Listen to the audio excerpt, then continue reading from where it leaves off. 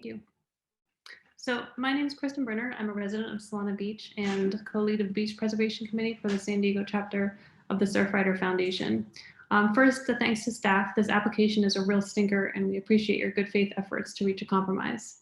I'm here to implore the Coastal Commission to act in the strongest possible manner to protect the public beaches in the city of Solana Beach. Additional mitigation and the strongest possible conditions must be applied for this application. Next slide.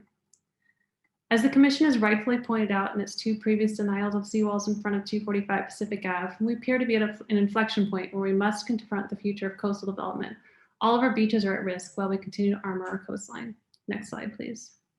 Looking at this stretch of beach and bluffs demonstrates how neighbors can collude to build seawalls in front of homes that shouldn't be allowed protection. Next slide.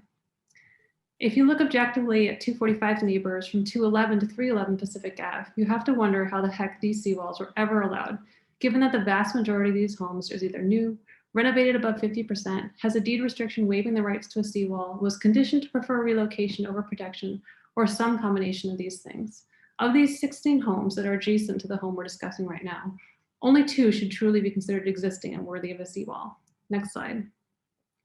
In 1999, a seawall was built in front of 249 to 311 Pacific Ave over the objections of many of the city's residents. This was not a situation where most of the homes needed protection and a couple of new homes would get a seawall to avoid a gap. The opposite was true. Only 311 Pacific Ave should truly be considered existing. 309, 301, 269, and 255 in orange all underwent major renovations. 265 and 261 in red are new homes. 265 is a deed restriction waiving shoreline protection. 309, 301, and 255 were conditioned that removal of the threatened portions of the home was preferable to building a seawall. Next slide.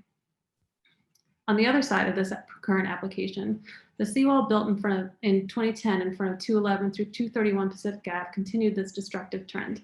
None of these homes are truly existing homes deserving of protection. 231 and 211 in orange, both more than doubled in size in the 80s and 90s.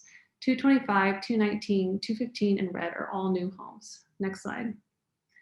It's clear how much has changed along this stretch of our bluffs in the last 40 years. Filling in the gap at 245 Pacific Ave in the middle of all this will result in a continuous seawall from 475 to 211 Pacific Ave. As such, the entire seawall should be treated as one structure, and seawall removal and potential removal of threatened portions of homes should be subject to consideration wherever any home behind this giant seawall wants to make a change that requires a CDP. Next slide.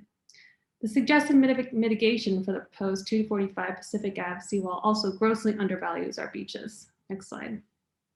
The total of $200,000 combined mitigation and donations for a 20-year permit amounts to about $10,000 a year, $850 a month, or $28 a day. Compare this to a nearby Airbnb on Pacific Ave that rents for over $1,000 a day. $28 a day for beachfront property sure seems like a pretty good deal. Next slide, please. Special condition 4 in the staff report states that over 50% redevelopment shall trigger removal of the seawall. However, in the past, we have seen how this threshold is insufficient to temper coastal development. For example, at 475 Pacific Ave in Solana Beach, an existing home behind a seawall was redevelopable below the 50% threshold. Looking at the before and after pictures, it sure doesn't look like an existing home. Next slide. If you feel compelled to approve the seawall, please take the strongest possible measures to mitigate the impacts and prevent the indefinite perpetuation of these seawalls, as the city of Solana Beach is unwilling to do so. Next slide. Geology reports performed by the applicant's geotechnical expert in 2012 clearly state that even back then, the home at 245 was at risk from erosion and a threat to beach safety. We submit to the Commission that threatened portions of the home be removed per the applicant's deed restriction. Last slide, please. We now need to look at ways to chip away at the armoring that is destroying our bluffs and beaches. That starts with not approving seawalls for homes that have waived their rights to seawalls. It should continue by removing seawalls from in front of homes that never should have gotten a seawall in the first place. The Commission has relied on tools like deed restrictions, redevelopment restrictions, and mitigation fees. We now see how all of these options have been unraveled. Here we are again, contemplating a seawall in front of a home that accepted a deed restriction for no seawalls. Therefore, the Commission needs to repair the weak points of deed restrictions by addressing the need for enforcement. Only this would serve the public's best interests as private property owners continue to destroy the public's beaches for their own personal gain. It must be made crystal clear to blufftop homeowners that there is an end date for these houses.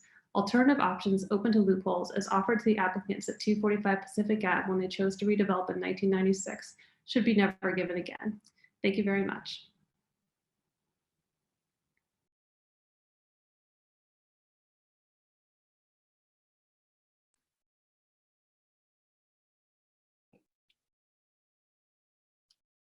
Do we have additional speakers, or does that conclude the speakers? Yes, sorry. If Miss Mandy is not speaking, our next speaker will be Miss Laura Walsh. Laura also has a visual aid accompanying her presentation. Lauren, you should be in the meeting with us now as a panelist. If you are, please unmute yourself. It is now your turn to speak. Hey, I'm here. I just asked that. Can I just play the video while I speak without sound? Awesome. Thanks. So this is Laura Walsh. I'm with the Surfrider Foundation San Diego County chapter. Kristen Brenner has just thoroughly outlined our thoughts on this project. I want to thank staff for moving through a very difficult process and show this King Tide video, which gives a really clear picture of what our beaches are soon to look like in the next 10, 20, 30 years. We're dismayed at the application before us because it is so apparent what sea level rise is doing to our beaches, and we're seeing how deed restrictions, one of the few tools we have to protect the beach, aren't working. So I really hope the commission keeps these visuals in mind of what our community already looks like now on a king tide as you deliberate, particularly on the mitigation fee for this project. And I'd also like to quickly respond to the applicant speaker and say that the way we understand the settlement agreement is that there are explicit conditions providing that the commission retains full discretion to grant, condition, or deny the CDP. Thanks very much. I'll just let the video play out.